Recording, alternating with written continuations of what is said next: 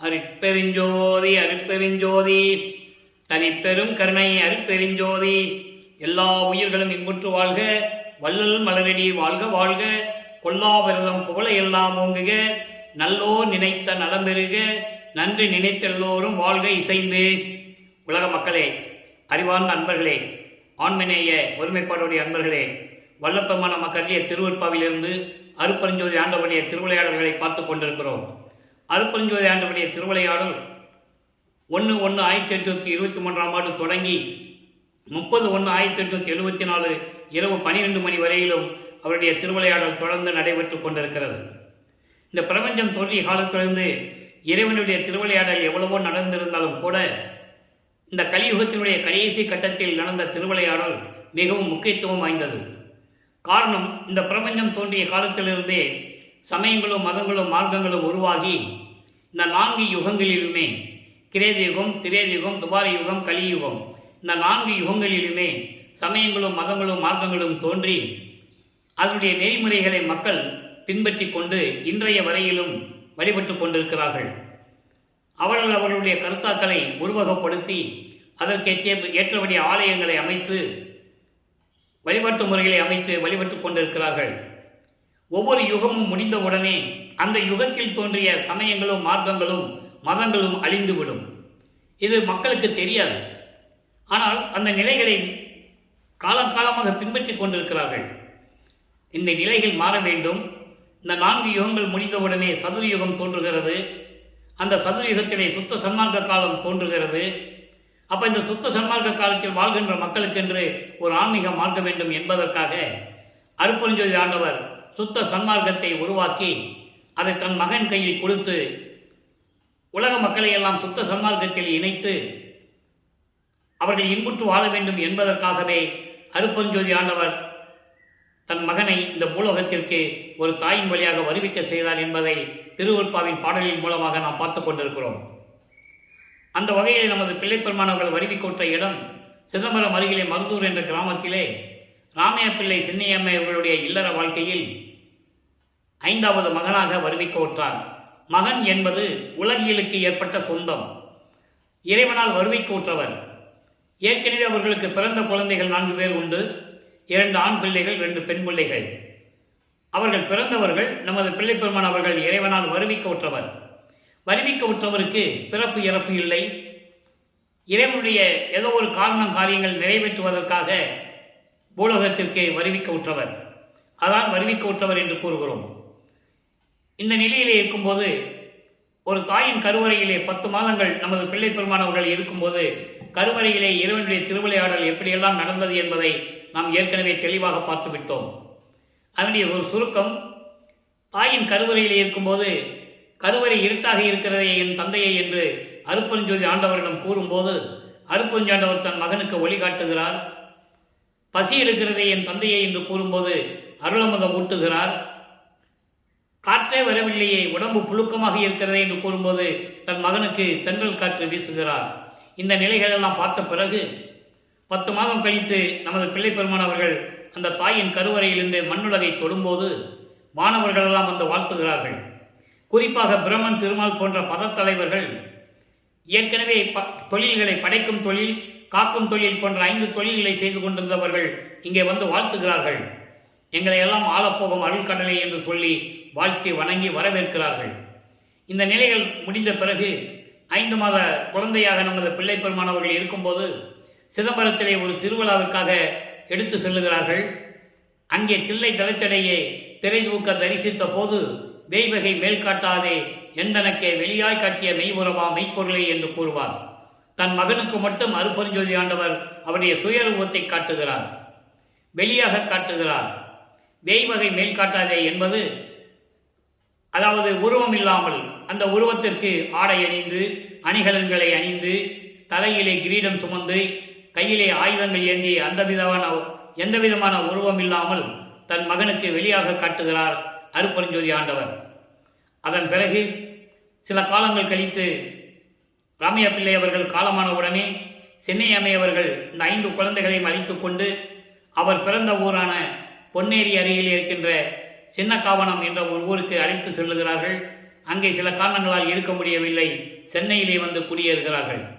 சென்னையில் அவங்கள் குடியேறிய பகுதி ஏழுகணர் பகுதியில் இருக்கின்ற வீராசாமி தெரு என்ற ஒரு தெருவிலே ஒரு வீட்டிலே குடியேறுகிறார்கள். நமது பிள்ளை பெருமான் அவர்கள், நமது குழந்தை இறைவன் வளர்ந்து கொண்டிருக்கிறார், அவரை பள்ளியிலே சேர்க்க வேண்டிய காலம் வந்துவிட்டது. பள்ளியிலே கொண்டு போய் சேர்க்கிறார்கள். ஆனால் அருட்பெருஞ்சாண்டவருடைய திருவிளையாடல் அங்கு நடக்குது.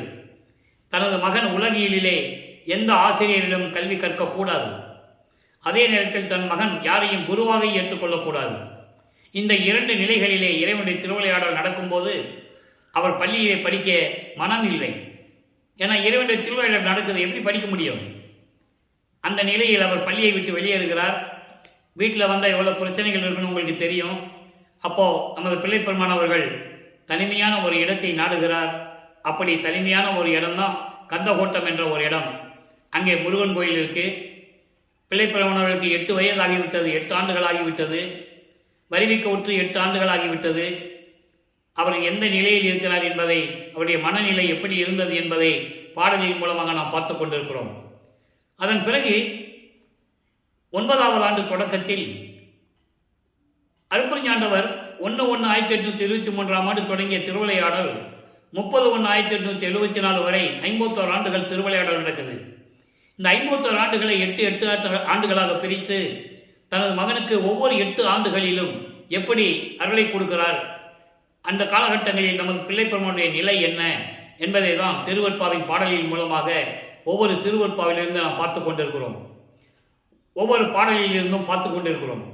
அப்போ வல்லப்பெருமானவர்கள் 9வது ஆண்டு தொடக்கத்தில், அதாவது 2வது எட்டில் அடி எடுத்து வைக்கும்போது இறைவன் அவர் முன் எழுந்தருளி, அவர் முன் தோன்றி, மகனே, நீ என்னால் வருவிக்க உற்றவன் இந்த பூலோகத்திற்கு. சில காரியங்கள் உன்னால் ஆக வேண்டியது இருக்கிறது. முன்பருவம் பின்பருவம் காட்டி உனக்கு அருள் செய்வேன். தற்போது ஞானத்தை மட்டும் பெற்றுக்கொள் என்று சொல்லி தன் மகனுக்கு ஞானத்தை கொடுத்துவிட்டு மறைந்து விடுகிறார். அதன் பிறகு நமது பிள்ளை பெருமான் அவர்களுக்கு இறைவனுடைய மகன் என்ற நிலை தெரியும். மற்ற நிலைகள் எல்லாம் மறைப்பு நிலையும் மறப்பு நிலையும் ஏற்படுகிறது. அதுக்கு பிறகு அவருக்கு எந்த நினைவு இருக்காது.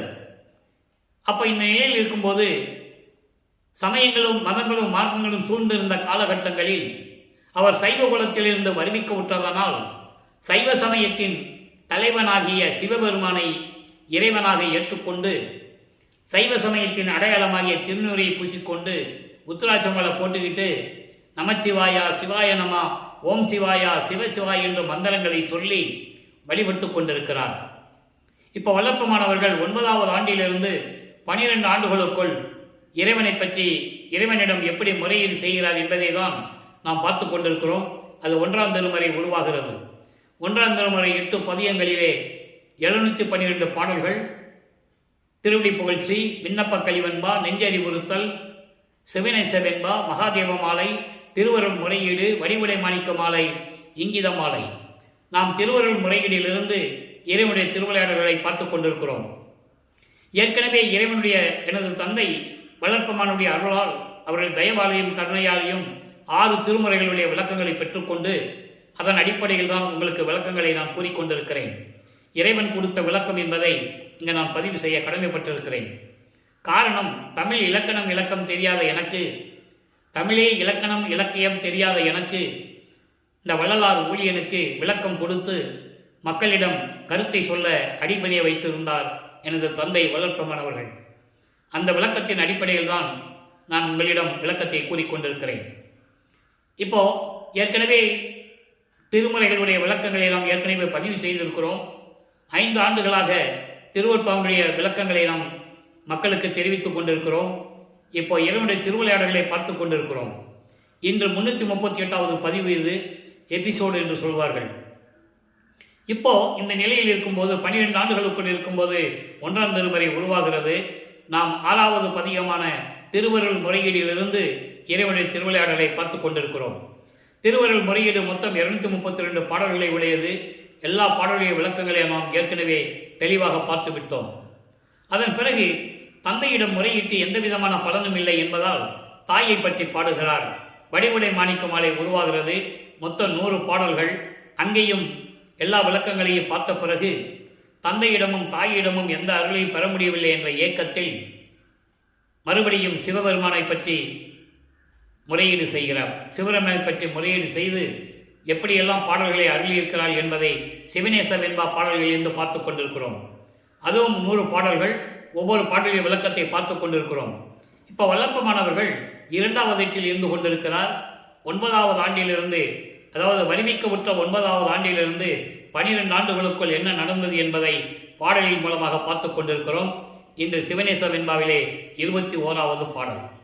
பாடலை நல்ல கவனிங்க. ஏலார் மனைதோறும் போய் ஏற்று எலும்பும் தேய நெடும் காலாய் திரிந்து உழலும் கால் கண்டாய் மாலாகி தொண்டே வளம் செய்யும் கழல் தோன்றலே என் கோயில் கண்டே வளம் செய்யா கால். இது பாடல். பாடல் கொஞ்சம் கடினமாக இருந்தாலும் கூட இறைவன் கொடுத்த விளக்கம் மிகவும் எளிமையானது. இறைவனிடம் முறையீடு செய்கிறார். என்னை இந்த வருவிக்க செய்துவிட்டு ஒரு தாயின் கருவறையிலே 10 மாதம் இருக்க செய்து இந்த பூலோகத்திற்கு வருவிக்க செய்துவிட்டு எந்த அருளையும் கொடுக்காமல் நீ காலதாமதம் செய்து கொண்டிருக்கிறாய் என்ற நிலையில் இந்த பாடல்களை நமக்கு அருளியிருக்கிறார்கள். இந்த பாடலை விளக்கம் பாருங்க. அதாவது பக்தியுடன் உனது திருவடிக்கு தொண்டு செய்யும் அடியார்களுக்கு, பக்தியோடு உனது திருவடிக்கு தொண்டு செய்யும் அடியார்களுக்கு அருள் செய்யும் இறைவனே, உன்னுடைய கோயிலுக்கு வந்து உன்னை சுற்றி வராத என்னுடைய கால் தகுதியில்லாதவர்களின், அதாவது இறக்கமே இல்லாதவர்களின் வீட்டுக்கு போய் நான் காத்துக்கிட்டு இருக்கேன். ஏதாவது செய்வாங்களா, ஏதாவது பொருள் உதவி செய்வாங்களா என்ற நிலையில் நான் அவர்களோடு போய் வீட்டுதோறும் போய் காத்து கொண்டிருக்கிறேன். எப்போ? நீண்ட நாட்களாக நடந்து திரிந்து நான் துன்பப்பட்டு கொண்டிருக்கிறேன். இதை பார்த்து கொண்டு நீ சும்மா நின்று கொண்டிருக்கிறாய். இதெல்லாம் நீ தான் பார்த்துட்டு இருக்க. இந்த நிலையில் நான் இருந்து கொண்டிருக்கிறேன். உலகியலிலே இவ்வளவு தூரம் மனம் உடைந்து துன்பங்களை அனுபவித்துக் கொண்டு நான் இருக்கிறேன். எனக்கு விரைவில் வந்து அருள்வாயாக. என்னுடைய கால் இருக்கே, அது உன் கோயிலுக்கு வராம தகுதி இல்லாதவர்கள் என்று சொல்லுகிறார்.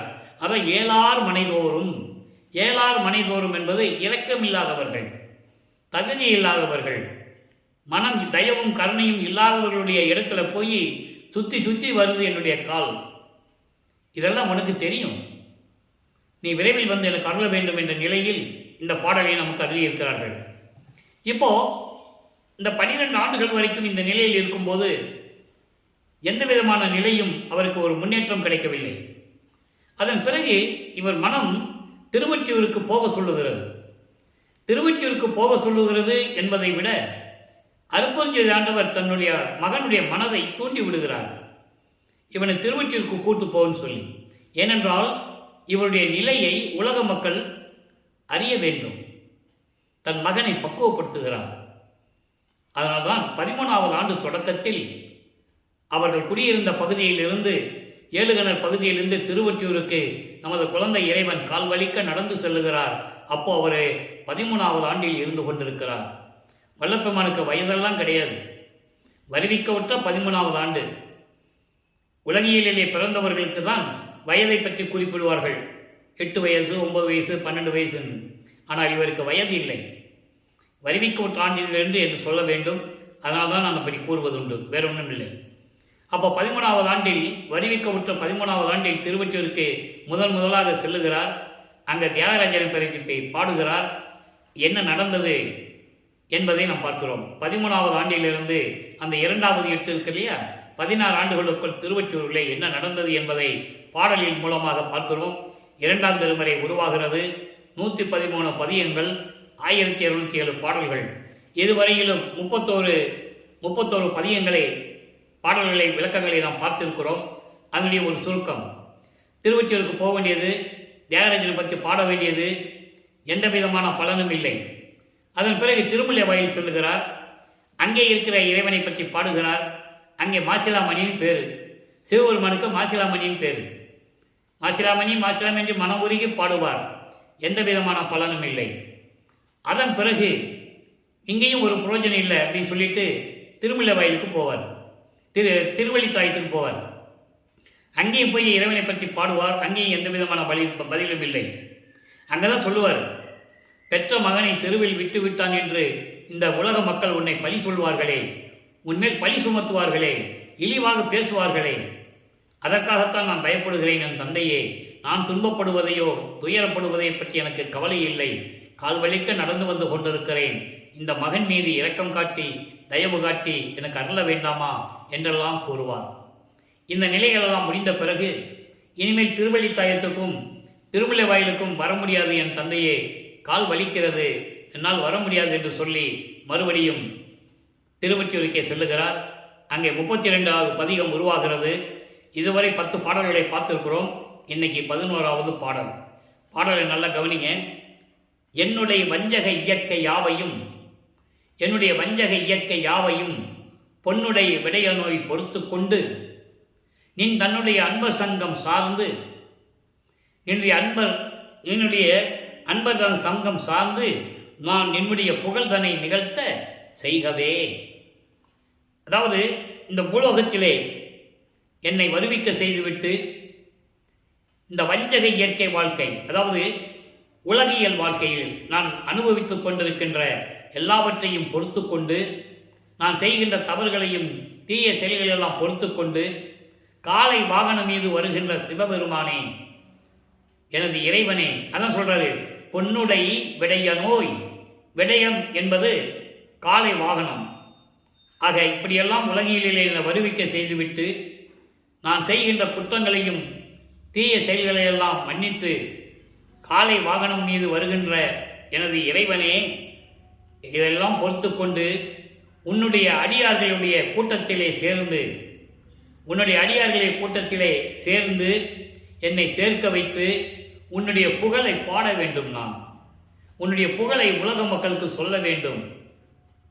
அதை நீ நிகழ்த்துவாயாக, எனக்கு வந்து அதிர்வாயாக என்று கூறுகிறார். இந்த நிலையெல்லாம் முடிந்த பிறகு இப்போ வல்லப்பமானவர்கள் 2வது 8 நிலையை கடந்து விட்டார். 16 ஆண்டுகள் வரைக்கும் திருவொற்றியூரிலே இந்த நிகழ்வுகள் நடக்கிறது. அதன் பிறகு 3வது 8 அடியெடுத்து வைக்கும்போது 3ஆம் திருமுறை உருவாகிறது. அப்போ 17வது ஆண்டிலிருந்து 24 ஆண்டுகளுக்குள், அந்த 8 ஆண்டுகளுக்குள் திருவொற்றியூரிலே என்ன நடந்தது என்பதை 3ஆம் திருமுறையில் இருக்கின்ற பாடல்களை முழுமையாக நாம் பார்த்துவிட்டோம். 19 பதியங்கள், 235 பாடல்களுடைய விளக்கங்களை நாம் முழுமையாக பார்த்துவிட்டோம். அதனுடைய ஒரு சுருக்கம். இதெல்லாம் சொல்லிட்டு போனால் தான் அடுத்த நிலைக்கு நம்ம போக முடியும். ஏன்னா இன்னைக்கு புதுசாக பார்க்குறவங்களுக்கு அதனுடைய பதிவுகளுடைய சுருக்கம் தெரியணும். அந்த நிலையில் இருக்கும்போது இப்போ காட்சிகள் மாறுகிறது, ஆண்டுகள் உருண்டோடுகிறது. இப்போ சிவபெருமான் அங்கே காட்சி கொடுக்கிறார். அதாவது தியாகராஜ பெருமான் காட்சி கொடுக்கிறார். திருவொற்றியில் இருக்கின்ற இறைவன் பெயர் தியாகராஜ பெருமான். சிவபெருமானுக்கு ஒவ்வொரு இடத்துக்கு ஒரு பேர் இருக்கும். அங்கே திருவொற்றியில் இருக்கிறவனுக்கு தியாகராஜ பெருமான், தில்லையில் இருக்கின்றவருக்கு நடராஜன், மதுரையில் இருக்கின்றவர்களுக்கு சொக்கநாதன், மகாலிங்கம், இப்படி நிறைய பேர்கள் உண்டு. ஆக இந்த நிலையில் இருக்கும்போது அந்த நிலை உருவான பிறகு 3ஆம் திருமுறையிலே என்ன நடக்கிறது என்பதை நாம் சுருக்கமாக பார்த்து கொண்டிருக்கிறோம். இப்போ இறைவன் காட்சி கொடுப்பாரு, ஆனால் பேசுறது இல்லை, மறைஞ்சிருவார். இப்போ ஒரு முன்னேற்றம். பிள்ளை பெருமானவர்கள் இந்த பூலோகத்துக்கு வருவிக்க விட்டு 16 ஆண்டுகள் வரைக்கும் எந்த விதமான முன்னேற்றம் இல்லை. இப்போ இறைவன் காட்சி கொடுக்கிறார். இவருக்கு ஒரு ஆறுதலாக இருக்கு. இதுவரைக்கும் இல்லாதது இப்போ நடக்குது. ஆனால் பேசுறது இல்லை, இறைவன் பேசுறது இல்லை, காட்சி மட்டும் கொடுக்குறாரு.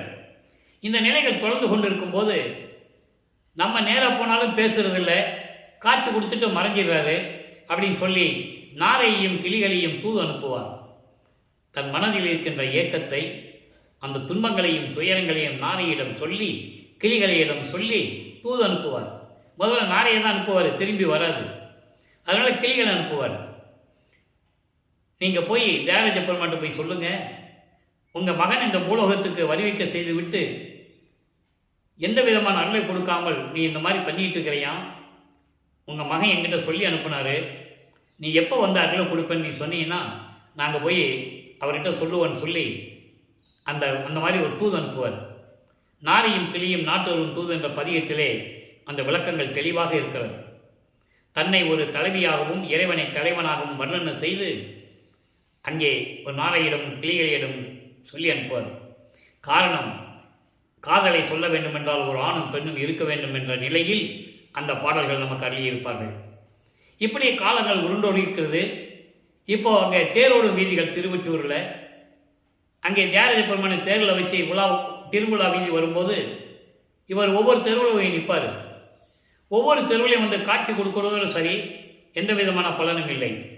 அதன் பிறகு அவர் உலகியலிலே இருப்பது போல இப்போது குடும்பத்தில் ஒரு ஏதாவது கஷ்டம் வருது, இல்லை பிள்ளைகளுக்கு ஏதாவது நல்லது செய்யணும்னா குறி கேட்க போவாங்க, ஜாதகம் பார்க்க போவாங்க. அதே மாதிரி அவர் நிலையும் தொடர்கிறது. குறி ஆராய்ச்சி என்ற பதிகத்திலே ஒரு புரட்சி பெண்ணிடம் போய் எப்படி குறி கேட்கிறாரு. அதன் பிறகு ஜோதிடம் நாடல் என்ற பதிகத்திலே ஒரு ஜோசியர்கிட்ட போய் எப்படி ஜோசியம் பார்க்குறாரு. இந்த நிலைகளை நம்ம பார்த்துட்டோம்.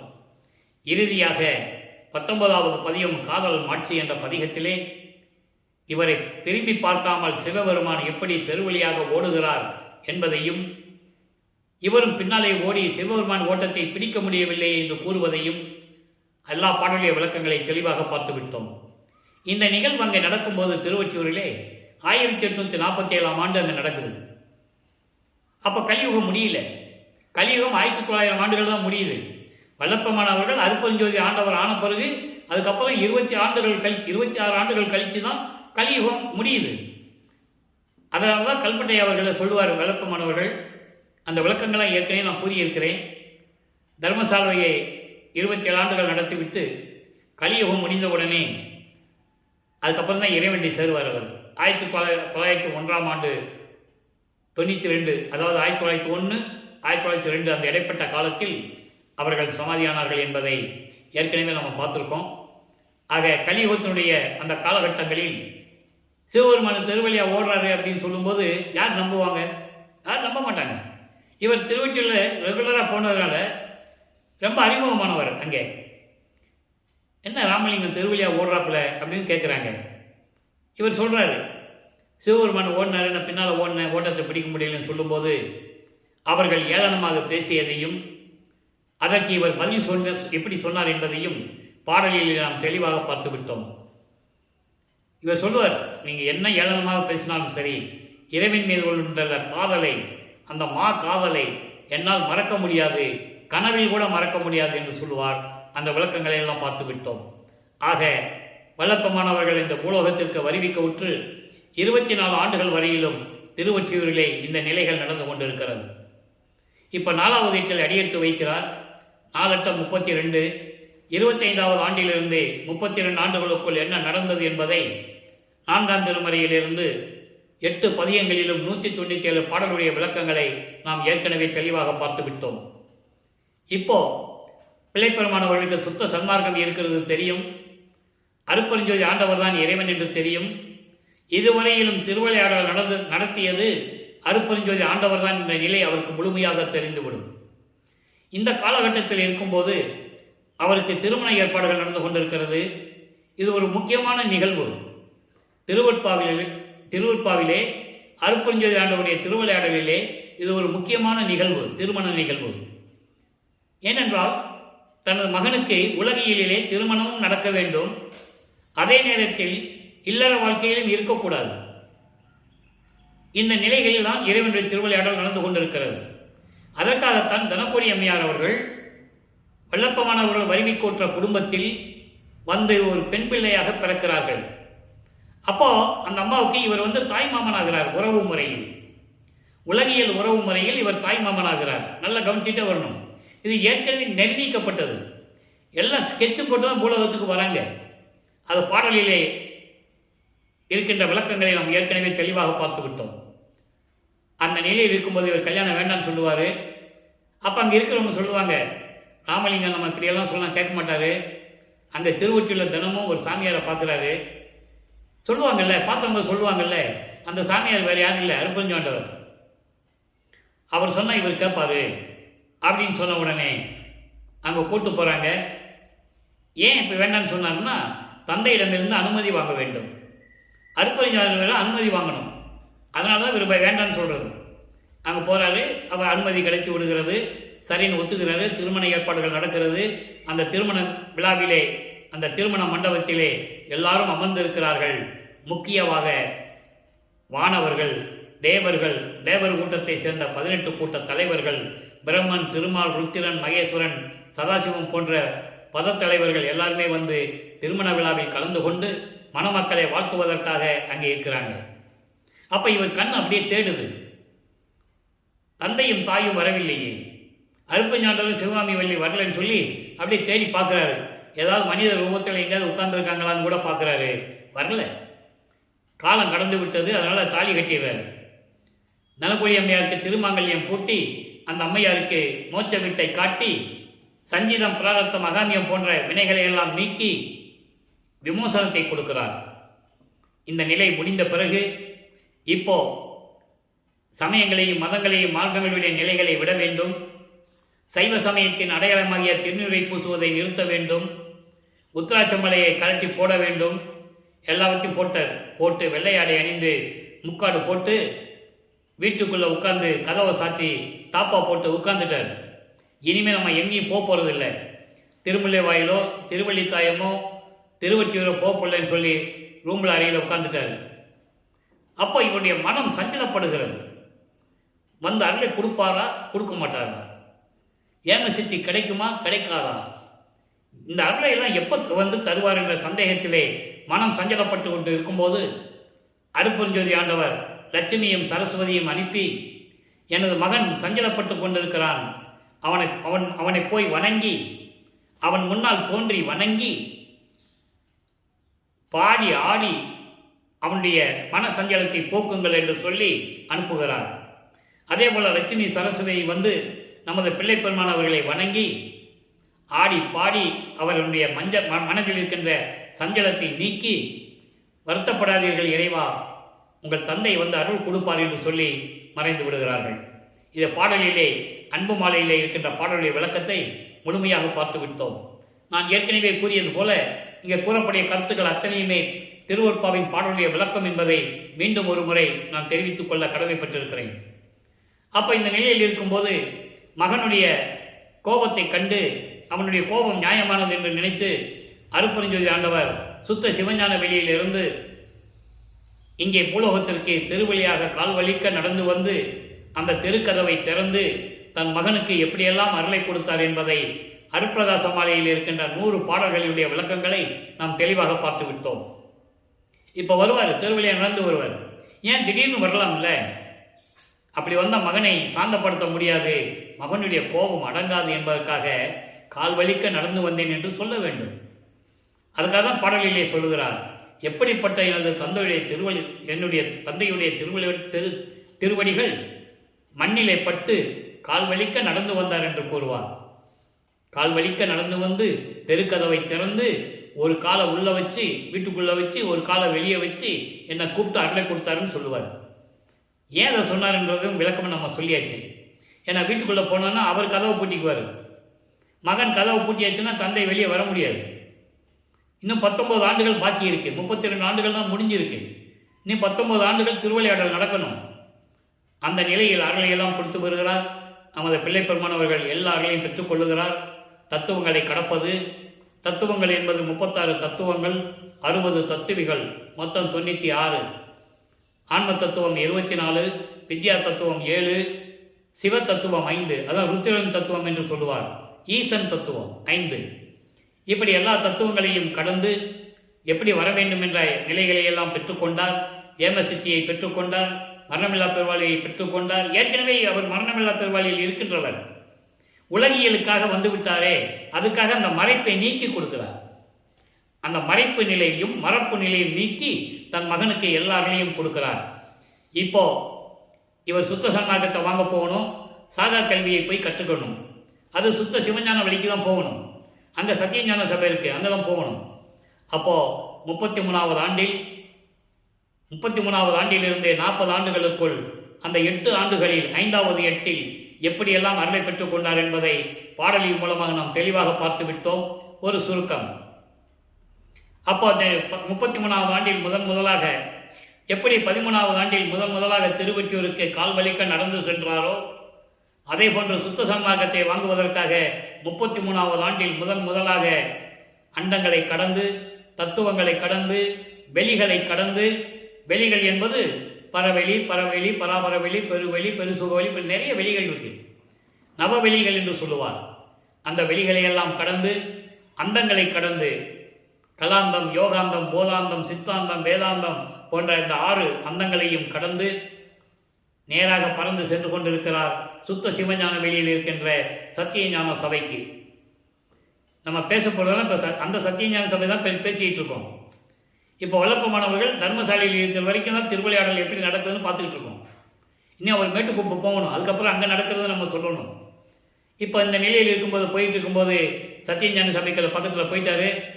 அங்கே சத்தியஞான சபைக்கு வெளியே தேவர்கள், முனிவர்கள், ரிஷிகள் எல்லாம் நின்றுக்கிட்டு இருக்காங்க. இப்போ முதல்ல போகிறல்ல ஒரே திகைப்பாக இருக்குது இவருக்கு. என்ன எல்லாம் வெளியே நின்றுட்டு இருக்காங்கன்னு ஒரு திகைச்சு நிற்கும்போது அங்கே தேவர்கள்லாம் சொல்கிறாங்க, சாமி நீங்கள் போங்க சாமி, நீங்கள் தான் தகுதியானவர்கள், நீங்கள் போங்கன்னு சொல்கிறாங்க. அங்கே அருப்பஞ்சாண்டவர் தன் மகனை வரவேற்கிறார்.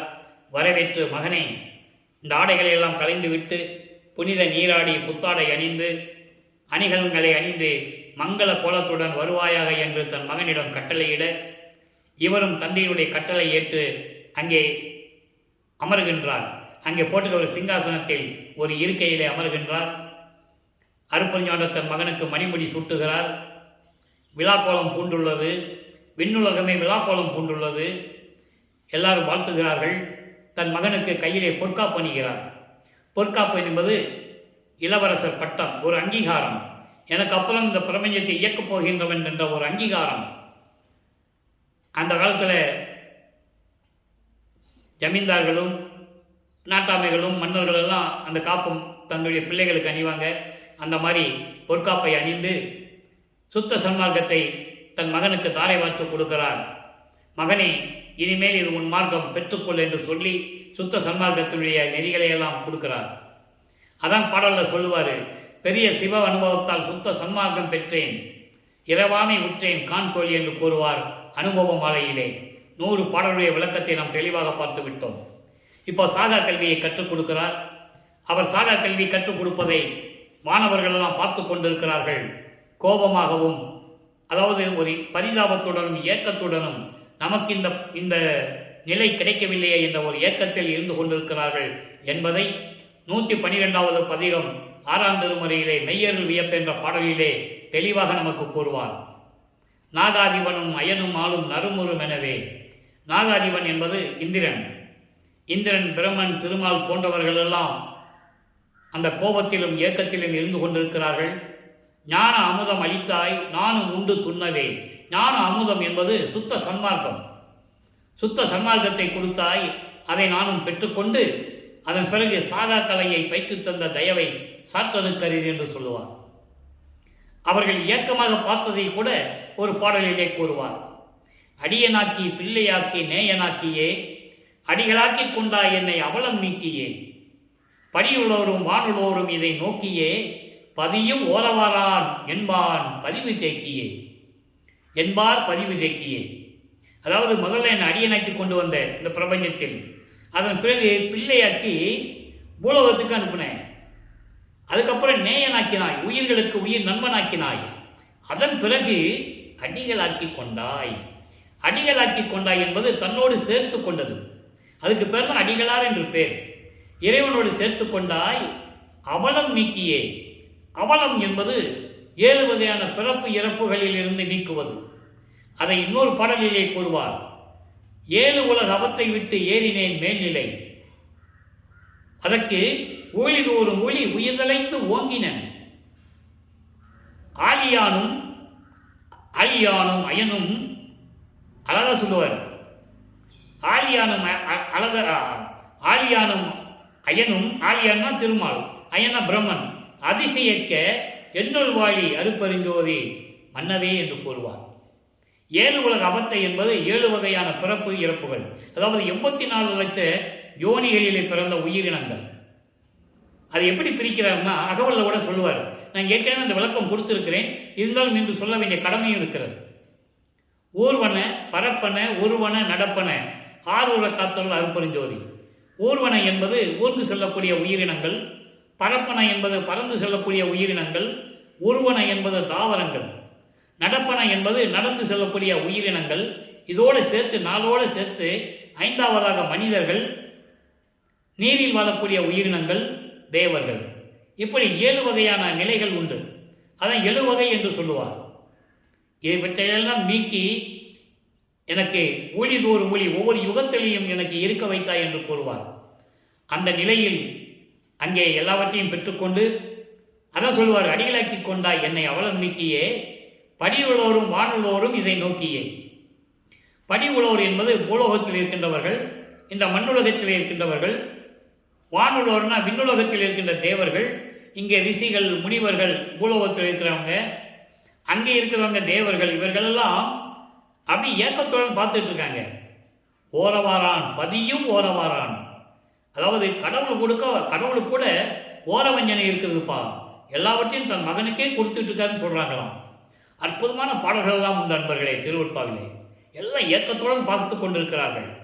காரணம், அவர்களெல்லாம் சுத்த சன்மார்க்க நெறிகளை பின்பற்றவில்லை, சுத்த சன்மார்க்கம் அவங்களுக்கு கிடைக்கல. அதனால்தான் செத்து செத்து பிறக்கும் தேவர்கள் என் முன் வழியிலர் என்று சொல்லுவார். அதனால்தான் செத்தவர்களை எழுப்புவது, இறந்தவர்களை எழுப்புவது என்று கூறுவார். அகவழியிலே உண்டு, 6ஆம் திருமுறையிலே பாடல்களிலும் உண்டு. அப்போ அந்த நிலையில் இருக்கும்போது சாகா கல்வியை கற்றுக்கொண்டு பூலோகம் திரும்புகிறார். பூலோகத்திலே திரும்பும்போது முதலாக சிதம்பரத்திலே எழுந்தருளுகிறார். அங்கே தான் தோன்றுகிறார். ஏன்னா அங்கே ஒரு திருவிளையாடல் நடக்கணும். ஏற்கனவே நான் கூறியிருக்கிறேன். அங்கே கருமொழியினுடைய வீட்டு ஓனர் அந்த உரிமையாளர் அங்கே இருக்கிறார், வெங்கட ரெட்டியார். பரசுராமனோட பேசிட்டு இருக்கிறாங்க. பரசுராமன் என்பவர் இவர் வருவிக்க உற்ற குடும்பத்திலே பிறந்தவர். அவர் பிறந்தவர் அண்ணன் என்ற முறை, உலகியலுக்காக அண்ணன் என்ற முறை. அப்போ இவர் பார்த்த உடனே ஆச்சரியப்பட்டு பரசுராமன் அந்த வெங்கட் ரெட்டியார்கிட்ட சொல்கிறாரு, என் தம்பி தான் இவர், ராமலிங்கன்னு பேர், கல்யாணம் பண்ணி வச்சோம், ஆன்மீகத்தில் நாட்டத்தினால குடும்பம் நடத்த முடியாதுன்னு வந்துட்டாப்புல, இப்போ தான் நான் அவனை பார்க்குறேன், நீங்கள் கொண்டே உங்கள் வீட்டில் வச்சுக்கங்கன்னு சொல்லும்போது இங்கே கரும்புலியிலே உறைவிடமாக கொண்டுள்ளார். கரும்புலியிலே 9 ஆண்டுகள் இருக்கிறார். அற்புதமான இடம் கரும்புலி. 9 ஆண்டுகளில் தந்தையும் மகனும், அதாவது அருட்பெருஞ்சாண்டவரும் வல்லற்பெருமானவர்களும் எப்படியெல்லாம் கொஞ்சி குழாவினார்கள் என்பதையும், எப்படியெல்லாம் அங்கே இருந்து கொண்டு அருளை பெற்றுக்கொண்டார் என்பதையும் நாம் ஏற்கனவே திருவெட்பாவினுடைய பாடல் விளக்கங்களை முழுமையாக பார்த்து விட்டோம். இப்போ வல்லப்பெருமான் அவர்கள் 6வது எட்டில் இருந்து கொண்டிருக்கிறார். 41வது ஆண்டிலிருந்து 48 ஆண்டுகளுக்குள் என்ன நடந்தது என்பதை இப்போ நம்ம லைவாக பார்த்துட்டு இருக்கோம். இதுக்கு முன்னால் சொன்னதெல்லாம் சுருக்கங்கள், நம்ம ஏற்கனவே விளக்கமாக பார்த்துட்டோம். அதனுடைய பதிவுகளை சுருக்கமாக சொல்லிட்டு இருக்கோம் தொடர்ச்சியாக. அப்போ இப்போ ஜீவகானிய ஒழுக்கம் உருவாகணும். இந்த பிரபஞ்சத்திலேயே ஜீவகானிய ஒழுக்கம் என்ற ஒரு நிலையை உருவாக்கியது நமது பிள்ளை பெருமானவர்கள். எவ்வளவோ புராணங்கள் வந்தன, கதைகள் வந்தன, காவியங்கள் வந்தன. 4 யுகங்களிலும் எவ்வளவோ நடந்தது. ஜீவகானிய ஒழுக்கத்தை பற்றி யாரும் கூறியதில்லை. ஜீவகானிய ஒழுக்கம் என்பது 7 பிரிவுகளை கொண்டது. பசி, பிணி, தாகம், இச்சை, எளிமை, பயம், கொலை. பசியை போக்குவது, கொலையை தடுப்பது, இது 2ம் பரஜீவகானியம். மீதெல்லாம் அபர ஜீவகானியம் என்பதை ஜீவகானிய ஒழுக்க பதிவிலே நாம் ஏற்கனவே தெளிவாக பதிவு செய்திருக்கிறோம். நீங்கள் நம்ம யூடியூப் சேனலில் பார்த்துக்கலாம். அப்போ இந்த நிலை உருவாக வேண்டும் என்றால் ஒரு தர்மசாலை வேண்டும். நீங்கள் நல்லா கவனிக்கணும். நான் திருவெட்பாவை பற்றி பேசும்போது மற்ற நூல்களை பற்றியெல்லாம் பேசுவதில்லை. இருந்தாலும் சில இடங்களில் மக்களுக்கு புரிவதற்காக, மக்களுக்கு விளக்கம் சொல்ல வேண்டுவதற்காக சில எடுத்துக்காட்டுகளை சொல்ல வேண்டிய கடமை இருக்கிறது. சைவ திருமுறைகள் 12 திருமுறைகள் உண்டு, உங்களுக்கு தெரியும். திருநாவுக்கரசர், ஞானசம்பந்தர், சுந்தரர் பாடிய பாடல்கள் எல்லாம் 7 முறைகள், 7 திருமுறைகள் இல்லையா? அதன் பிறகு மாணிக்கவாசகர் திருவாசகம் பாடியது, அது ஒரு திருமுறை. திருமூலர் பாடியது ஒரு திருமுறை. சேக்கிழார் கடைசியாக சேக்கிழார் உருவாக்கியது, காரைக்கால் அம்மையார் பண்ணது. இப்படி நிறைய விளக்கங்கள் இருக்கு. 12 திருமுறைகள். இந்த 12 திருமுறைகளும் சைவ சமயத்தின் தலைவனாகிய சிவபெருமானை வழிபட்டு கொண்டு சிவபெருமானை உருகி உருகி பாடி அருளை பெற்றுக் கொண்டார்கள். நல்லா புரிஞ்சுக்கிட்டே வரணும் நீங்க. இது சைவ சமயத்தினுடைய ஒரு நிலைப்பாடு. அங்க உயிரினங்களை பற்றியோ, உயிரினங்கள் படுகின்ற அவஸ்தை பற்றியோ, பசியினுடைய கொடுமை பற்றியோ இதெல்லாம் அந்த விளக்கங்கள் இருக்காது. அதனால்தான் வல்லப்பெருமானவர்கள் திருவெட்பாவை நமக்கு அருளி 6 திருமுறைகளாக கொடுத்து அதற்கு ஜீவகானிய ஒழுக்கம் என்ற ஒரு நிலையையும் கொடுத்திருக்கிறார் என்பதை நீங்கள் புரிந்து கொள்ள வேண்டும். அப்போ அந்த ஜீவகாருண்ய ஒழுக்கம் உருவாக வேண்டும் என்றால் அதுக்கு தர்மசாலையில் ஒன்று வேணும். அங்கே தர்மசாலை வேண்டும் என்றால் ஒரு இடம் வேணும் இல்லையா? ஏற்கனவே வல்லப்பமானவர்கள் அவர்கள் ஏற்கனவே தேர்வு செய்து விட்டார்கள். அருப்பஞ்சாண்டவரும் வல்லப்பமானவரும் ஏற்கனவே தேர்வு செய்து இந்த இடத்தை எப்படியாவது பெற்றுக்கொள்ள வேண்டும் என்று ஊர் மக்களிடம் கேட்கும்போது அவங்க சந்தோஷமாக கொடுத்துட்றாங்க. சாமி தானே கேட்குறாரு, கொடுங்க அப்படின்னு சொல்லி கொடுத்துட்றாங்க. அந்த இடத்தில் ஒரே நாளில் தர்மசாலையை நிறுவி அணை அடுப்பை மூட்டி 23/5/1867 தர்மசாலையை நிறுவி அணை அடுப்பை மூட்டி உணவை சமைத்து பசியோடு வருகின்றவர்களுக்கு பசியை போக்கிக் கொண்டிருக்கிறார். நம்மளையெல்லாம் படைத்து காத்து கொண்டிருக்கின்ற இறைவன் வள்ளற்பெருமான் அவர்கள். அவர்தான் பிரபஞ்சத்தை இயக்கிறார்கள். இன்னைக்கு 5 தொழில் செய்து கொண்டு இயக்கிக் கொண்டிருப்பவர் யார்? வள்ளற்பெருமான். பிரம்மன், திருமால், ருத்திரன், மகேஸ்வரன், சதாசிவத்துடைய ஆயுள் காலம் முடிந்துவிட்டு இறைவனிடம் இருக்கிறார்கள். திருவடியிலே பதவிகள் பறிக்கப்பட்டு விட்டது. அப்போ இந்த 5 தொழில்களையும் வள்ளற்பெருமான் தான் செய்கிறார் என்ற விளக்கத்தை இன்று நாம் பார்க்க போகிறோம். ஏற்கனவே நாம் விளக்கங்களை கொடுத்திருக்கிறோம். இன்று பாடல்கள் பார்க்க வேண்டிய இருக்கிறது. நீங்கள் நல்லா கவனிச்சுட்டே வரணும். நான் ஏற்கனவே சொன்னது போல இது கதை இல்லை, கற்பனை அல்ல, திருவொட்பாவில் இருக்கின்ற உண்மைகள். இறைவன் நமக்கு அருளிய திருவொட்பா, அதனுடைய விளக்கங்களை தான் நம்ம பார்த்துக்கிட்டு இருக்கோம். இப்போ தர்மசாலையில் இருக்கும்போது 1869 நீதிமன்றத்திலே ஆறுமுகநாவலர் வழக்கு பதிவு செய்தது. திருவொட்பாவை மறுப்பாய் என்று அறிவிக்க வேண்டும் என்ற நிலை வரும்போது வல்லப்பெருமான் அவர்கள் அங்கே எழுந்தருளி நீதிபதிக்கு காட்சி கொடுத்து திருவொட்பாவினுடைய நிலைகளை சொல்லி விளக்கி கூறுகிறார். அதன் பிறகு நீதிபதி இதை புரிந்து கொண்டு திருவொட்பாவை மறுப்பாய் என்று அறிவிக்க முடியாது, திருவொட்பாதான் வருகின்ற மக்களுக்கு, இனிமேல் வருகின்ற மக்களுக்கு வழிகாட்டியாக இருக்கும் என்று சொல்லி திருவொட்பாவை மறுப்பாய் என்று அறிவிக்க முடியாது என்ற மகத்தான தீர்ப்பை பெற்றுக்கொண்டு வல்லப்பெருமானவர்கள் தர்மசாலையிலே வந்து அமர்கிறார்கள். அதன் பிறகு உத்தரஞான சிதம்பரமாலை எப்படி உருவானது, சமாதி வற்புறுத்தலிலே எப்படி சொல்லுகிறார், உலக மக்களுக்காக எப்படி விலைக்கு கூறுகிறார் என்பதையும், நடராஜபதி மாலையும் சத்குருமணி மாலையிலே எப்படி இறைவனுடைய அருளாற்றலை பெற்றுக்கொண்டார் என்பதையும் நாம் தெளிவாக பார்த்து விட்டோம். இப்போ இறைவனிடம் சுத்த சன்மார்க்கத்தை பெற்ற பிறகு சமயங்களிலும் மதங்களிலும் மார்க்கங்களில் இருக்கும்போது அவருடைய நிலை என்ன, எப்படி அதன் பிறகு முறையீடு செய்து தன் தந்தையிடம் வேண்டுகிறார் என்ற நிலையை இப்போ நம்ம பார்க்க போகிறோம். 6ஆம் திருமுறை 6வது பதிகம் ஆற்றாமை. இது ஏற்கனவே நிலுவையில் இருக்குது. நம்ம ஏற்கனவே இதுக்கு பின்னால் இருக்கிற பதியத்தெல்லாம் பார்த்துட்டோம். ஏன்னா தக்க நேரத்தில் பதில் தர வேண்டும் என்பதற்காக நிலுவையில் இருந்த பதியங்களை இப்போது விளக்கங்களை கூறிக்கொண்டிருக்கிறோம். ஆற்றாமை என்ற பதிகத்திலே 1வது பாடல். அதாவது நான் ஏற்கனவே சொன்னேன்ல 7 வகையான பிறப்பு இறப்புன்னு, இந்த பாடலில் அது விளக்கம் கொடுப்பார். எழுவினும் வலிய மனத்தினை. எப்போ சமயங்களையும் மதங்களையும் மார்க்கங்களையும் சார்ந்திருந்த போது, ஒரு தாயின் வழியாக இந்த பூலோகத்திற்கு வருவிக்க உற்ற போது, அதில் இருந்து 32 ஆண்டுகள் வரைக்கும் வல்லப்பெருமானுடைய நிலை என்ன, எப்படி இருந்தார் என்பதை இப்போ சுத்த சன்மார்க்கத்தை பெற்ற பிறகு பாடல்களிலே கூறுகிறார். ஆற்றாமை என்பது சகித்து கொள்ள முடியாத ஒரு நிலை, பொறுத்து கொள்ள முடியாத ஒரு நிலை. அப்போ இருக்கும்போது எழுவினும் வலிய மனத்தினே. அப்போ ஒவ்வொரு யுகத்திலையும் இருந்தவர் என்பதை இங்கே தெளிவுபடுத்துகிறார். மறைப்பு நிலை நீங்குகிறது, மறப்பு நிலை நீங்குகிறது, அவருக்கு பிரபஞ்சத்தின் உண்மைகள் தெரிகிறது. அதனால ஒரு பாடலில் சொல்லுவார், ஏனாதான் எனினும் யான் அம்மையின் நின் அடியேன் என்று கூறுவார். நான் என்னை பற்றி நீ சும்மா நினைக்காத, உனக்கு ஒன்றும் தெரியாதுன்னு நினைக்காத, அவங்க பாட்ட சொல்லுவார்.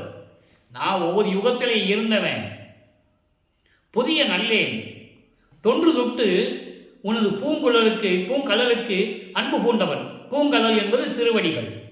உன்னுடைய பொன்னான திருவடிகளுக்கு நான் அன்பு பூண்டவன். எப்போ? தொன்று தொட்டு. நான் புதுசாக வந்தவன் இல்லை பூலோகத்துக்கு.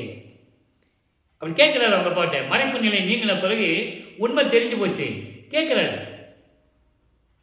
பூர்வித்தினும் சொல்லுவார், ஒரு பாட்டில் சொல்லுவார், பூர்வித்தினும் உனது பூங்கலலுக்கு அன்பு பூண்டவன்.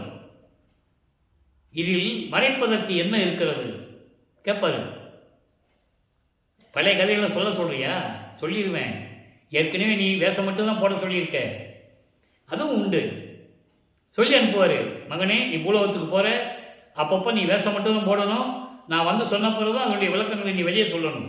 இது ஏற்கனவே நிர்ணயிக்கப்பட்டது. அதனால் அவர் ஒவ்வொரு யுகத்திலையும் இருந்தவர் என்பதையே அகவல்லே உண்டே. ஊழிதோர் ஊழி புலப்புறாது ஓங்கி வாழி என்று எனக்கு வாய்த்த நன்னிதியே. ஊழிதோர் ஊழி உலகினும் அழியா உடம்பை அளித்தனன், அழியா உடம்பை அளித்தனன். அதை இங்கே சொல்கிறாரு, எழுவினும் வலிய மனத்தினேன். அந்த 7 வகையான பிறப்புகள் இருக்குதே, ஒவ்வொரு யுகத்தில் நான் இருந்தேன்ல, அப்போ நான் எப்போ இருந்தேன்? தயவும் கருணை இல்லாமல் இருந்து கொண்டிருந்தேன். வலிய மனத்தினேன். தயவு கருணை எப்போ பிறக்கும்? சுத்த சமாஜத்தில் இருந்தால் தான் பிறக்கும். சமயங்களையும் மதங்களையும் மார்க்கங்களையும் அது இருக்காது. அதனால தான் சொல்கிறாரு, தயவும் கருணை இல்லாமல் இருந்து கொண்டிருந்தேன். மலம் சார் ஈயினும் நாயினும் இழிந்தேன். மலத்து மேலே அமர்ந்து கொண்டிருக்கின்ற ஈயும் தெரு தெருவாக சுற்றிக்கிட்டு இருக்க நாய் போல நான் சுற்றிக்கிட்டு இருந்தேன். எப்போ? அந்த காலகட்டங்களில். சிவபெருமானே நமச்சிவாயா சிவாய நமன்னு சொல்லிக்கிட்டு திருநூறு பூசிக்கிட்டு உத்தராட்சி மலையை போட்டுக்கிட்டு நான் வாட்டுக்கு சுற்றிக்கிட்டு தெரிஞ்சேன்ல, அப்போ அந்த நிலையில் நான் இருந்தேன். புலிவினும் சிறியேன், பொய் விளைந்து உழல்வேன். பொய் விளைந்து பொய்யா சொல்லிக்கிட்டு தெரிஞ்சேன். புண்மையேன், புண்மை என்ன? தீயவன், கொடியவன், புலைத்தொழில் கடையேன், தீய சுழிகளை செய்து கொண்டிருந்தவன். வலுவினும் பெரியேன்.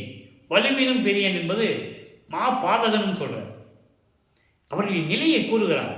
சுத்த சமாளத்துக்கு முன்னால் நான் எப்படி இருந்தேன்னு சொல்லணும்ல, அதை சொல்கிறார். சொல்லிட்டு அம்பலப்பூத்தன் குறிப்பினுக்கு என் கடவேனே, உன்னுடைய அருளை பெற வேண்டும் என்றால் நான் என்ன செய்ய வேண்டும் சொல்லு அப்படின்னு சொல்கிறார். அதுக்கப்புறம் பதிகம் 20 பிள்ளை பெருமான் என்ற பதிகத்தில் 1வது பாடல். அங்கே 1வது பாடல் அப்படி சொல்லிட்டார்களே, இப்போ பிள்ளை பெருமான் விண்ணப்பத்தில் 1வது பாடல். ஏற்கனவே பிள்ளை பெருமான் விளக்கத்தை நம்ம பார்த்துக்கிட்டு இருக்கோம். இது விடுபட்ட பாடல்கள், ஏன்னா அந்தந்த நேரத்தில் தான் சொல்ல முடியும். அதனால தான் ஆற்றாமையில் 1வது பாடல் என்ன சொல்கிறாரு. அப்புறம் 20வது பதிகத்தில் பிள்ளை பெருவிண்ணப்பத்தில் 1வது பாடலில் என்ன சொல்கிறார், நல்லா கவனிங்க. தனிப்பெரும் சோதி தலைவனே, 32 ஆண்டுகள் வரைக்கும் சிவபெருமானே, தியாகராஜ பெருமானே, சொக்கநாதனே, நடராஜனே இப்படி சொல்லிக்கிட்டு இருந்தார் நமது பிள்ளை பெருமான் அவர்கள்.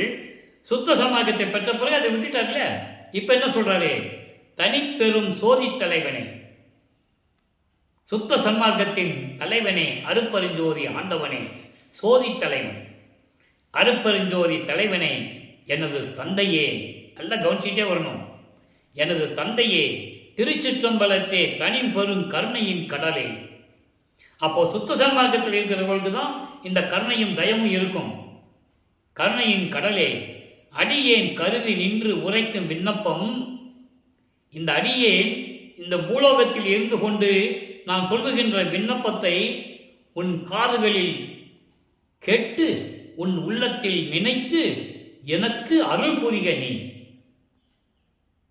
எப்படி சொல்ற பாருங்க. இப்படியெல்லாம் நான் சமயங்களிலும் மதங்களிலும் இருக்க வச்சது யாரு? நீ தானே. அப்போ நீ தானே அருள் கொடுக்கணும். அப்போ இதெல்லாம் நான் சொல்லுகின்ற விண்ணப்பத்தை எல்லாம் நீ கேட்டு உள்ளத்தில் வச்சு அடைச்சி காலில் கேட்டு நீ எனக்கு அருளை கொடுக்க வேண்டும், எனக்கு அருள் புரிய நீ விரைந்தே. உடனே கொடுக்கணும், இனிமேல் காலதாமதம் செய்யக்கூடாது. எப்படி சொல்ற பாருங்க. இனி சிறு பொழுதும் தரித்திடேன். நீ கொஞ்சம் கூட சிறிதளவு கூட என்னால் சகித்துக் கொள்ள இருக்க முடியாது. ஒன்றன் இணை மலர் பொன் அடி ஆணை. உன்னுடைய திருவடிகளுக்கு செந்தாமரை போன்று சிவந்து மெல்லிய திருவடிகளுக்கு, அருள் திருவடிகளுக்கு கட்டளை எழுகிறேன், நீ எனக்கு விரைவில் வந்து அருள் செய்ய வேண்டும் என்று கூறுகிறார். சொல்லிட்டாரா? இப்போ 119வது பதிகம் ஜோதியில் ஜோதியில் 26வது பாடல். நல்லா கவனிச்சுட்டு வரணும். இங்கே அழகான உண்மைகள்லாம் மறைஞ்சிருக்கு. அந்த உண்மைகளை எப்படி சொல்றார் பாருங்க. உய்பிள்ளை பற்பலர் ஆவல் கொண்டு உலகத்து இருப்ப. உய்பிள்ளை பற்பலர் ஆவல் கொண்டு உலகத்து இருப்ப. இங்கு என்னை தன் ஏவல் செய்பிள்ளை ஆக்கிற்று பாரி திருச்சிற்றம்பலத்தே திருநடஞ்சோதி. மக்கள்கிட்ட சொல்றாரு, உலக மக்களை இங்க பாருங்க, நான் சொல்றதை கவனிங்க. உய்பிள்ளை பற்பலர், இந்த பிரபஞ்சம் தோன்றிய காலத்திலிருந்தே இறைவனுடைய அருளை பெற்றவர்கள் எத்தனையோ பேர் இருக்கிறார்கள். கோடிக்கணக்கான பேர் இருக்கிறார்கள் இறைவனுடைய அருளை பெற்றவர்கள். அவர்களெல்லாம் உலகத்தில் காத்து கொண்டிருக்க, இறைவன் நம்மளை எப்படியாவது ஏற்றுக்கொள்ள மாட்டானா என்று காத்து கொண்டிருக்க, இது என்ன சொல்றாருன்னா, இறைவனுடைய அருளை பெறுவது வேறு, இறைவனிடம் அடைக்கலமாவது வேறு. இறைவனுடைய அருளை பெற்றவர்கள் எத்தனையோ பேர் இருக்கிறாங்க, கோடான கோடி பேர்கள் உண்டு.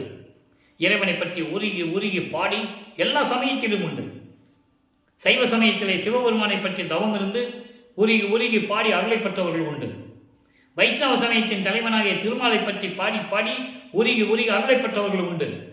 பிரமனை பற்றி தவம் இருந்து அருளை பெற்றவர்கள் உண்டு. இந்திரனை தவம் இருந்து பெற்றவர்கள் உண்டு. சூரியனை நோக்கி தவம் இருந்து அருளை பெற்றவர்கள் உண்டு. எல்லாம் உண்டு. அவர்களெல்லாம் பதத்தலைவர்கள். உண்மையான கடவுள் அல்ல, இயற்கை உண்மை கடவுள் அருட்பெருஞ்சோதி ஆண்டவர் தான் உண்மையான கடவுள். இவர்கள் எல்லாம் கடவுள் நிலைக்கு கோடான கோடி பங்கு கீழ் நிலையில் இருக்கின்றவர்கள். தெளிவாக சொல்றார். இதை உலக மக்கள் புரிய வைக்க வேண்டும். இறைவனுடைய அருளை சிறிதளவு பெற்றுக்கொண்டு இந்த வையகத்திற்கும் வானகத்திற்கும் மனம் போனபடி தெரிந்தவர்கள் என்று சொல்கிறார். யார? பிரம்மன், திருமால், ருத்திரன், மகேஸ்வரன், சதாசிவம். அதன் பிறகு பதத்தலைவர்களை சொல்லிட்டு உள்ள வர சமண தலைவர்களை சொல்றாரு, சைவ சமய தலைவர்களை சொல்றாரு, மகாவீர்னு சொல்வார், அருகர் என்று சொல்வார். மகாவீர் முதல் எல்லாருமே இறைவனுடைய தூதுவர்கள் என்று சொல்லுகிறார்.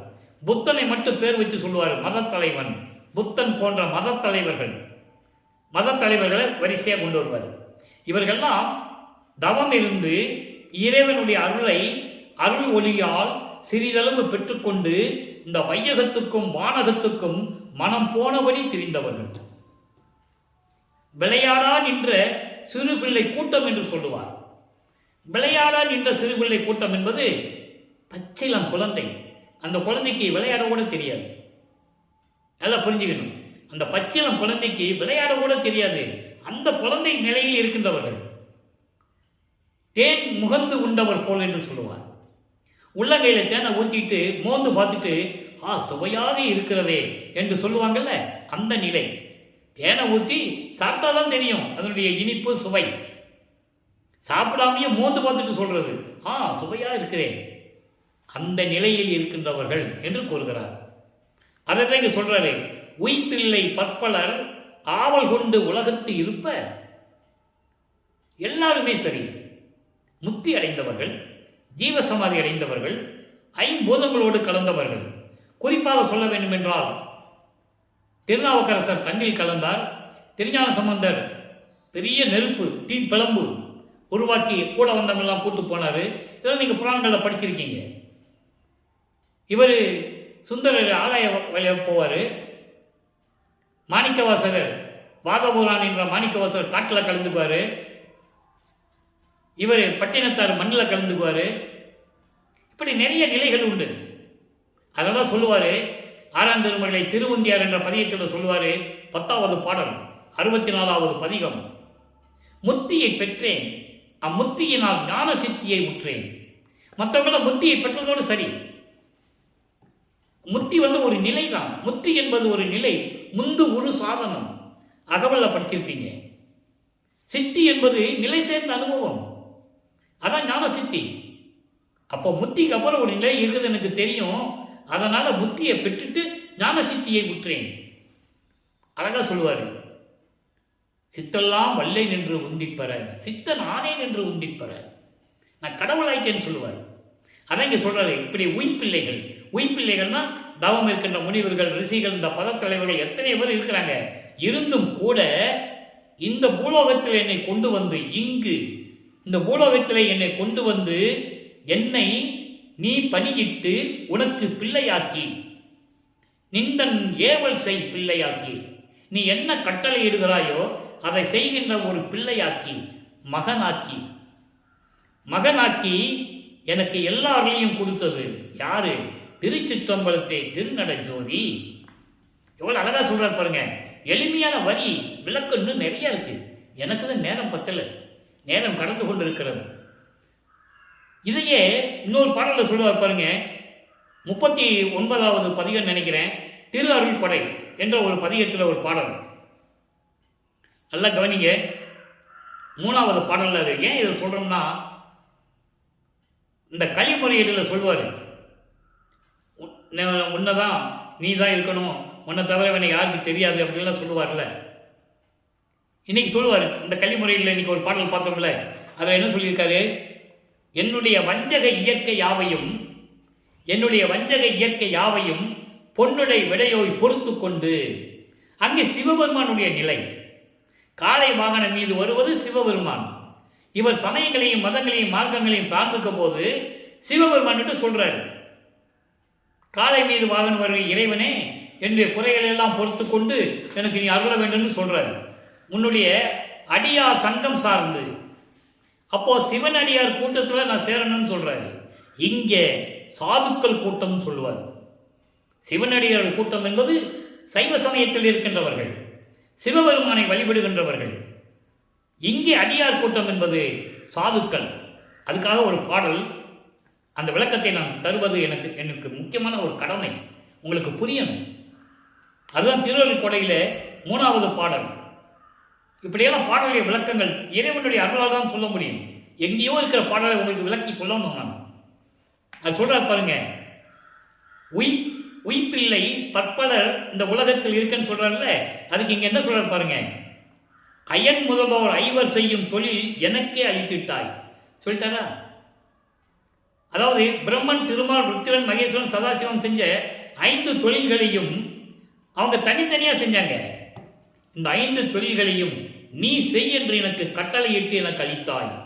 அதாங்க சொல்றாரு, என்னைத்தன் ஏவல் செய் பிள்ளையாக்கி. உன்னுடைய கட்டளையை ஏற்று நான் செய்யபடி செஞ்சாயே, அது என்னது? 5 தொழில்களை செய் என்று எனக்கே கொடுத்தாய். அயன் முதல்வோர் 5 செய்யும் தொழில் எனக்கே அளித்திட்டாய். அதுக்கடுத்து சொல்ற பாருங்க, உயிர் ஒரு பெருஞ்சோதி திருவமுதம் உவந்து அளித்தாய். அருப்பெருஞ்சோதி திருவமுதம் என்னது? சுத்த சன்மார்க்கம். சுத்த சன்மார்க்கத்தை கொடுத்தாய், எல்லாரும் கொடுத்துட்டாயே. மயர் அரு நின் அடியார்த்தம் சபை நடுவே. மயர் அரு என்பது மாயைகளையும் மயக்கங்களையும் நீக்கிய உனது இங்கு அடியார்கள் என்பது சாதுக்கள். சாதுக்கள் சபை நடுவே என்னை நிகழ்த்தி என்னை வைத்து அருளி செயமுறவே வளர்க்கின்றாய். நீதான் என்னுடைய வெற்றி மகன், நீதான் இந்த பிரபஞ்சத்தை இயக்கப் போகிறாய் என்று சாதுக்களின் நடுவிலே வைத்து சுத்த சன்மார்க்கத்தை கொடுத்து, பிரம்மன், திருமால் போன்ற தலைவர்கள் எல்லாம் சென்ற 5 தொழில்களையும் கொடுத்து நீ செய் என்று கட்டளையிட்டாய் என்று கூறுகிறார்.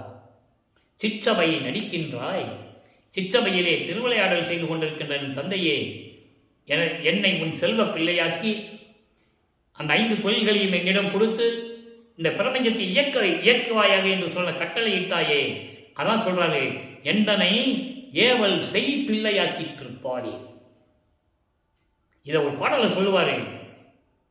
ஆக்கி அழித்தல் முதலாம் பொழில் ஓர் 5ஐயும் தேக்கி அமுது மீசை என்றான். தூக்கி எடுத்தான் அணைத்தான், இரவாத தேகம் கொடுத்தான், சிற்றம் வளர்த்து என்கோ என்று சொல்லுவார். எனவே அன்பர்களே, இப்படி ஒரு நிலை திருவிளையாடல்கள் நடந்து கொண்டிருக்கிறது. இறைவன் தன் மகனை ஒவ்வொரு 8 ஆண்டுகளிலும் எப்படியெல்லாம் பக்குவப்படுத்தி சமயங்களிலும் மதங்களிலும் மார்களை இருக்க செய்து, அதன் பிறகு இதெல்லாம் பொய் என்று சொல்ல வைத்து அதை ஞான சரியிலே கூறுவார். அந்த விளக்கெல்லாம் நம்ம சித்தி வளாகத்துக்கு போகும்போது பார்ப்போம். இன்னும் 6வது எட்டில் இருந்து கொண்டிருக்கார் இல்லையா, இன்னும் பேலன்ஸ் 3 வருஷம் பாக்கி இருக்கு. அப்போ வரும்போது ஞான சரிய விளக்கம் உங்களுக்கு கிடைக்கும். ஏற்கனவே நான் பதிவு செய்திருக்கிறேன் 4 ஆண்டுகளுக்கு முன்னால். இப்போ இந்த இறைவனுடைய திருவிளையாடல் சொல்லும்போது திருப்பி சொல்ல வேண்டிய கடமை இருக்கிறது. அதில் சொல்லுவார், பொறித்த மதம் சமயம் எல்லாம் பொய்யே சொல்லிட்டாரா. அங்கே இருக்கும்போது, சமயங்கள் இருக்கும்போது அதான் நிலை என்று கூறினார். சுத்த சன்மார்க்கத்தை பெற்ற பிறகு அது தேவையில்லை என்று சொல்கிறார். அதான் நம்ம வற்புறுத்தி கூறிக்கொண்டிருக்கிறோம். சுத்த சன்மார்க்கம் என்பது வேறு. அது சமயங்களையும் மதங்களையும் மார்க்கங்களையும் சாராத நிலை. நீங்க சிவபெருமானையும் திருமாலையும் அந்தந்த சைவ சமயங்களை கூடும்போது, சைவ சமயத்தையோ வைஷ்ணவ சமயத்தையோ கௌபாரத்தையோ சௌரத்தையோ அந்த தலைவர்களை எல்லாம் கும்பிடும்போது நீங்க கும்பிட்டுக்கலாம், தப்பில்லை. அது உங்களுடைய சுதந்திரம். அதே நேரத்தில் சுத்த சன்மார்க்கத்திற்கு வந்த பிறகு அருப்பெருஞ்சோதிதான் இறைவன். ஒளி வடிவில், ஜோதி வடிவில் இருக்கின்றான். அருப்பெருஞ்சோதியை வணங்கும் போது கொலையும் கொலையும் தவிர்த்திருக்க வேண்டும். மாமிச உணவுகளை தவிர்க்க வேண்டும். மனதறிந்து ஒரு உயிரை கொலை செய்யக்கூடாது. எறும்பு முதல் எல்லாமே யானை வரை ஒரே உயிர் தானே. கண்ணுக்கு தெரியாமல் செய்வது அது இறைவனுடைய செயல், மன்னிக்கக்கூடியது. நம்ம நடந்து போகிறோம், இன்செக்ட்னு சொல்லுவாங்க இங்கிலீஷில். இன்செக்ட் என்பது கண்ணுக்கு தெரியாத உயிரினங்கள் மண்ணில் கிடக்குது, நம்ம நடந்து போகிறோம், கால் விட்டு நசுங்கி போகும், அது மன்னிக்கக்கூடியது. மனதார செய்யக்கூடாது என்ற நிலையை நீங்கள் புரிந்து கொள்ள வேண்டும். எனவே அன்பர்களே, நீங்கள் சுத்த சன்மார்க்கத்தில் இணைந்து ஜோதியை வழிபட்டு அருப்பெருஞ்சோதி அருப்பெருஞ்சோதி தனிப்பெருங்கருணை அருப்பெருஞ்சோதி என்ற மகாமந்திரத்தை சொல்லி கொலையும் புலையும் தவிர்த்து சைவ நெறியில் இருந்து கொண்டு இறைவனை வணங்கி இறைவனுடைய அருளையும் செல்வங்களையெல்லாம் பெற்று இந்த வையகத்தில் நீங்கள் வாழ்வாங்க வாழ வேண்டும் என்று இறைவனுடைய தயவோடையும் கருணையோடையும் வாழ்த்தி விடைபெறுகிறேன். மீண்டும் நாளை சந்திப்போம். நன்றி, வணக்கம். அருப்பெருஞ்சோதி அருப்பெருஞ்சோதி தனிப்பெரும் கருணை அருப்பெருஞ்சோதி. நாளையும் இறைவனுடைய திருவிளையாடல் தொடரும். கண்டு மகிழ்ந்து இறைவன் அருளை பெற்றுக் கொள்ளுங்கள்.